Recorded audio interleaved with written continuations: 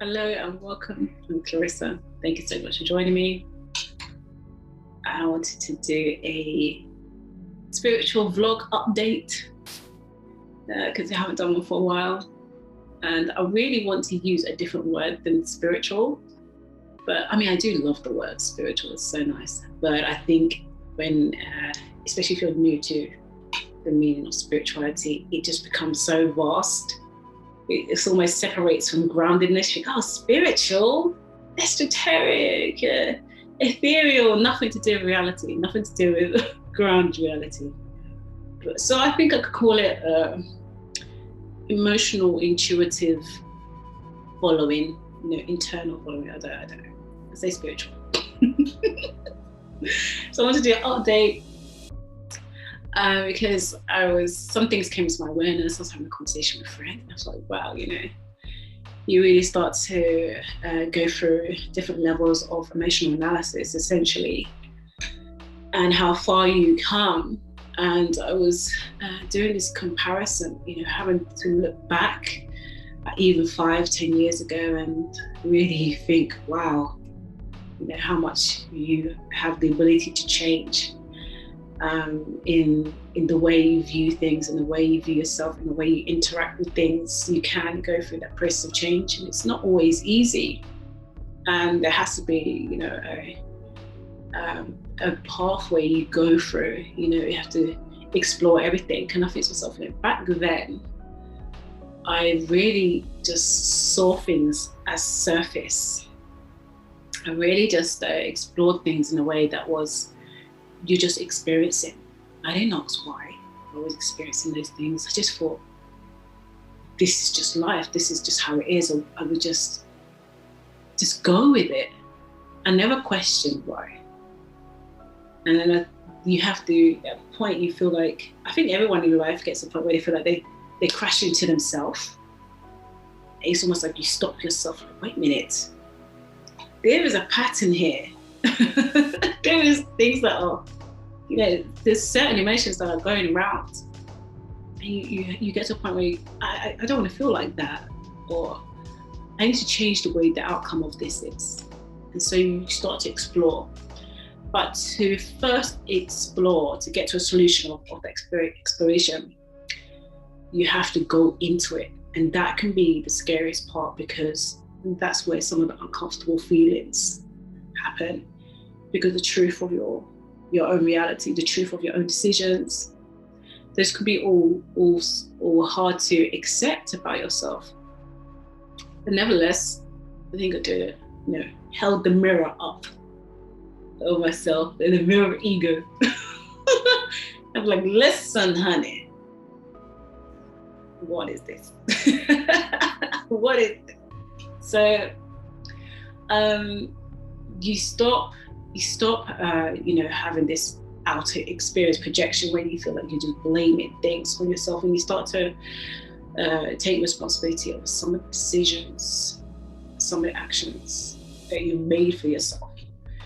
And some of those can be based on external circumstances, because we'll have to interact with things. So we have to see how we are in situations, of course.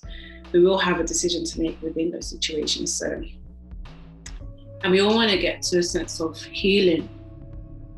And so to be able to know what healing is, I had to know what the issues were. So then you start to look, you start to say, okay, there's patterns in my life. There is certain feelings that keep coming back, certain situations, certain experiences, certain people, or certain types of people. Where does that come from? Then you start to look, okay, you might be thinking it's within the family, like a family energy, that people in a family have similar situations, or we all learn from each other. And you think, okay, so how do we solve that? You go back further. You think about, okay, maybe culture. There's a cultural language, cultural energy that creates these situations, these cycles. And then you think, okay, how do you solve that? Okay, society speaks in a certain way. So there's every culture has a certain language that they then interpret into the daily life. And then when you look at it more broadly, you start to think, okay, society, what connects society? History. Okay. So history has a way of interpreting societies to be that way. Then it speaks to culture and the energy within cultures, and it becomes a grander thing. But the further you go back, it just comes down to intention, like an energetic intention. This is the way certain things have to be, and we are here to interact with that intention, to create our own intentions in our life, if that makes sense. So, I had to really look at what is my place in this intention. What is my own intention? To have certain experiences that, keep reminding you of certain painful situations. Do I speak to my inner child?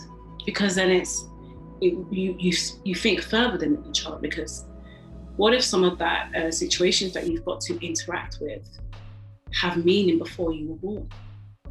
So then where does that leave you? You can hug the inner child and heal the inner child, but what develops that wounded child? What develops that child to have experiences in the first place in that way? So it speaks to, things that are before, the cycle of our own intention, the pattern in our own intentions. And so you really just, in your emotional, intuitive journey pathway, you really get to, acknowledge that it is about your own limitations, your own power, your own worth, all those things. It creates you, and it's not an overnight process to change mindset, to change the vibration in the mindset. Is then when you start to think about how you're going to change certain things, it's not just, okay, I'm deciding to do this today and we're done, problem solved. No, it's got to be a reoccurring. It's got to matter so much to the point where it changes. It makes things that were normal and normalized uncomfortable. You start to see the void those things create. Wait a minute, that doesn't make sense to me anymore. Or wait a minute, that doesn't feel good. Or recognizing that, oh my God, that's always felt like that, and I'm around that. It changes you to the point where I think one thing that's changed over the last 5 years is very hard for me to have surface conversations.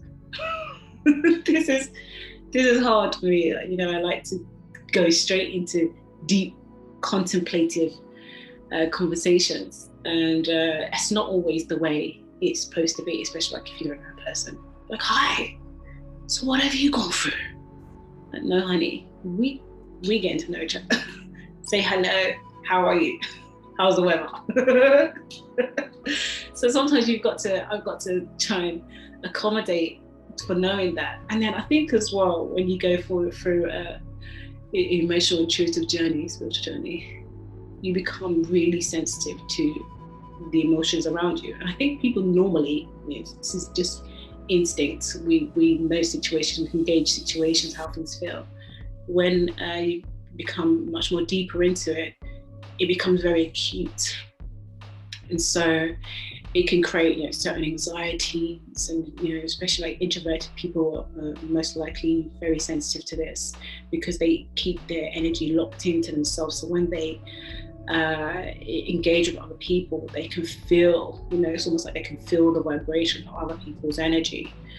Really clearly, it almost speaks to them like, okay, you're that level and you're that level. Okay, how can I interact with different variations? So that's another thing. I think that's one of the acknowledgements that I could say is, when you come into certain situations, you can feel people.